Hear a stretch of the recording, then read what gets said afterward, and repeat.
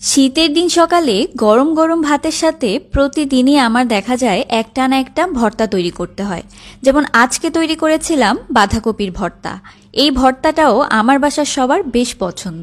এই জন্য প্রথমেই বাঁধাকপিটাকে একেবারে চিকন করে কেটে ধুয়ে নিয়েছি। একটা প্যানের মধ্যে সামান্য তেল আর কালিজিরা দিয়ে আমি বাঁধাকপিগুলোকে সেদ্ধ করতে দিব লবণ দিয়ে। কোনো রকম পানি দেওয়ার দরকার নেই, বাঁধাকপি থেকে অনেক পানি বের হয় আর এই পানি দিয়েই কিন্তু বাঁধাকপিটা সেদ্ধ হয়ে যায়।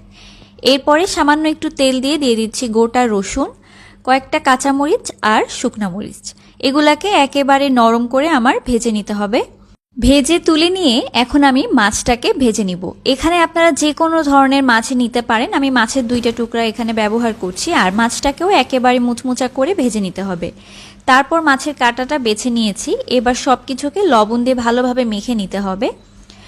আপনারা চাইলে যে কোনো এক ধরনের মরিচ দিতে পারেন, তবে 2 ধরনের